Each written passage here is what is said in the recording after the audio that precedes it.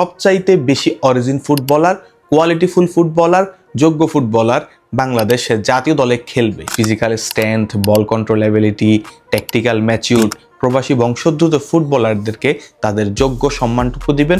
জাতীয় দলে ফিটনেস দিয়ে, পারফরমেন্স দিয়ে যিনি টিকে থাকতে পারবেন তাকেই মূল্যায়ন করবেন। থমাস ডুলি বাংলাদেশের জাতীয় দলের কোচ হয়ে আসার পরে অনেকেই তাকে কোচ হ্যাভিয়ার কাবরেরার সাথে তুলনা করছেন। আবার অনেকেই বলছেন তিনি কিনা নতুন সিন্ডিকেটের প্রোডাক্ট। সেটা বলার পিছনে কারণ থাকতেই পারে, তবে বিষয়টা ঠিক কতটুকু সত্য? কোচ হ্যাভিয়ার কাবরেরাকে দর্শক সমর্থকরা পছন্দ করত না, কারণ তিনি একজন ফুটবলারকে তার যোগ্যতা দিয়ে মূল্যায়ন করতেন না এবং সঠিক জায়গায় সঠিক ফুটবলারকে তিনি খেলাননি। সেই কারণে অনেকেই ভাবছেন কোচ ডুলিও হয়তোবা সেরকমই কোনো কাজ করবেন, কিন্তু আমার থেকে মনে হয় যে তিনি অ্যাটলিস্ট ডিফারেন্ট একজন মানুষ। তিনি ওই কাজ করবেন না, কিংবা তার অধীনে সবচাইতে বেশি অরিজিন ফুটবলার, কোয়ালিটিফুল ফুটবলার, যোগ্য ফুটবলার বাংলাদেশের জাতীয় দলে খেলবে। কেন সেটাই ব্যাখ্যা করব আজকের ভিডিওতে। আশা করছি সম্পূর্ণ ভিডিওটি দেখবেন। হয়তোবা আমরা কোলম্যান কিংবা রোজারিওকে চেয়েছিলাম, যার কারণে সর্বশেষে যখন আমরা ডুলিকে পাই তখন আমাদের কিছুটা মনক্ষুণ্ণ হয়, যেটা থেকে আমরা ডুলিকে একটু অন্য চোখে দেখছি। কিন্তু তিনিও তার জায়গা থেকে ঠিকই রয়েছেন।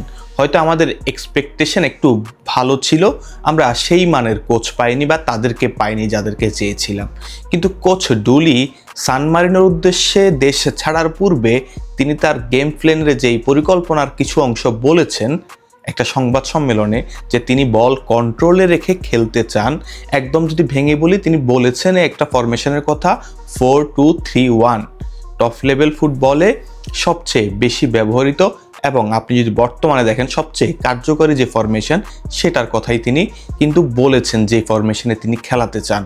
এই ফরমেশনে খেলতে হলে একজন ফুটবলার আসলে কি কি যোগ্যতা থাকা লাগে? তার তো অবশ্যই তার যে পজিশন ওয়াইজ তার যে কাজগুলো সেগুলো করতে হবে, কিন্তু ওই ফুটবলারকে তিনটা বিষয়ের দিকে ভালো মতো লক্ষ্য রাখতে হবে।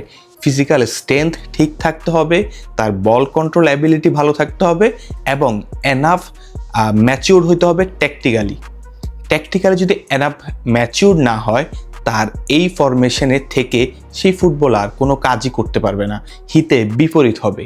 এটা কিন্তু তিনিও বলেছেন। তিনি চায় যে তিনজন ডিফেন্স লাইন নিয়ে খেলতে, কিন্তু এই জায়গাতে ওই যে আমাদের এখন যে বর্তমান ফুটবলাররা রয়েছেন তাদের ঘাটতি তিনি ইতিমধ্যেই বুঝে গিয়েছেন, যার কারণে তিনি এই ফরমেশনে যাবেন, চারজন ডিফেন্স লাইন নিয়ে খেলবেন। তাহলে এই যে ফরমেশনটার কথা বললাম, এই ফরমেশনে চারজন ডিফেন্স লাইন, দুজন হোল্ডিং মিডফিল্ডার থাকে যারা ফ্রিবোট হিসেবে কাজ করে, একজন একটু ডিফেন্সিভ, একজন একটু অফেন্সিভ। আমরা যেই কোচকে চেয়েছিলাম সবচেয়ে বেশি, রোজারিও মিকেলেরও সর্বাধিক ব্যবহৃত ফরমেশন কিন্তু এটাই। এটা নিয়ে এর পূর্বে আমি একটি বিস্তারিত ভিডিও করেছিলাম, চাইলে সেই ভিডিওটিও দেখতে পারেন, তবে এটি আগে শেষ হতে দিন। সো এরপরে আসে তিনজন ফরওয়ার্ড, তারা মিডফিল্ড থেকে একটু ফরওয়ার্ড, এরপরে হচ্ছে একজন সিঙ্গেল স্ট্রাইকার। তবে এই জায়গাতে আপনি যদি দেখেন আমাদের দেশীয় যে ফুটবলাররা রয়েছেন তাদের কয়েকজনের ছাড়া, মানে গুটি কয়েকজনের ছাড়া আর কারোরই ফিজিক্যাল স্ট্রেংথই ঠিক নাই।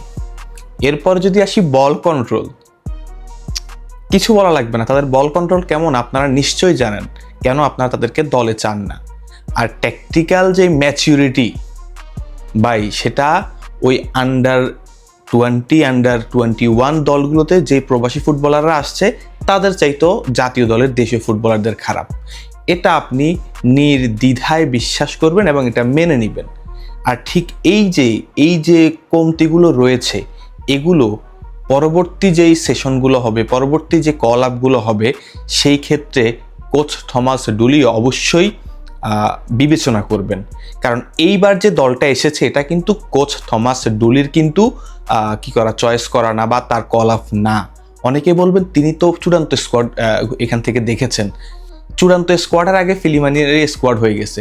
কিন্তু সবচেয়ে অবাক করা বিষয়, ফিলিমিনারি স্কোয়াড হওয়ার আগেই কে যাবে সেটা নির্ধারিত, কারণ যারা যাবে তাদের একটা ভিসা প্রসেসিংয়ের ব্যাপার রয়েছে। বাংলাদেশ থেকে ইউরোপে যাওয়া এতটাও সহজ না। সো এই ভিসা প্রসেসিংয়ের যে একটা লম্বা সময়, এর জন্য ওই ফুটবলারদেরকে আগেই জানিয়ে দেওয়া হয়েছে, তারা আগেই তাদের ভিসা প্রসেসিং করে ফেলেছে। তার মানে টিম থমাস ডুলি বাংলাদেশের কোচ নিশ্চিত হওয়ার পূর্বেই নিশ্চিত ছিল। সো তিনি তার পরবর্তী যে অ্যাসাইনমেন্ট, সেখানে ওই ফুটবলারদেরকে ডাকবেন। তিনি আরও একটি কথা ওই ফেস কনফারেন্সে বলেছেন যে ভিডিও অ্যানালিস্ট আসলে কতটা ইম্পর্টেন্ট, একজন ফুটবলার ম্যাচে কী ধরনের ভুলগুলো করেছেন এবং তিনি ওই পার্টিকুলার মোমেন্টে কী কাজটা করলে ভালো হইতো সেটা যে তাকে ধরিয়ে দেখানো হবে, সেই জন্য ভিডিও অ্যানালিস্ট নাই। তার মানে তিনি এই বিষয়গুলো লক্ষ্য করছেন। এই যে সান মারিনোর বিপক্ষের ম্যাচ, সেটাতেও লক্ষ্য করবেন।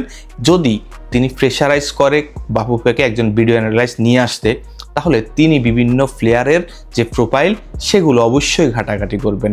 আর সেগুলো ঘাটাঘাটি করলে ওই যে 3টা বিষয়ের কথা বলেছিলাম, physical strength, ball control ability, tactical matured, এই ধরনের ফুটবলারগুলো তিনি খুঁজে নিয়ে আসবেন।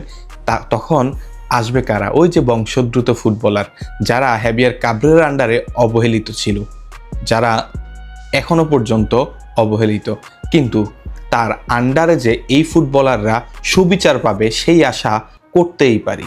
আপনার কি মনে হয়? আপনি কি আমার সাথে এই বিষয়ে একমত কিনা? কিংবা এই ফরমেশনে তিনি যেই ধরনের কথাগুলো বলছেন সেটা দেখে, সেটা বুঝে আপনার কি মনে হচ্ছে? থমাস ডুলি কি পূর্বের কোচ হ্যাভিয়ার কাবরেরার ন্যায় আচরণ করবেন, নাকি তিনি প্রবাসী বংশোদ্ভূত ফুটবলারদেরকে তাদের যোগ্য সম্মানটুকু দিবেন? এক কথায় যদি বলি, জাতীয় দলে ফিটনেস দিয়ে, পারফরমেন্স দিয়ে যিনি টিকে থাকতে পারবেন তাকেই মূল্যায়ন করবেন। তবে সেটি কমেন্ট বক্সে জানাতে পারেন। দেখা হচ্ছে পরবর্তী ভিডিওতে। ভালো থাকবেন, সুস্থ থাকবেন। আসসালামু আলাইকুম।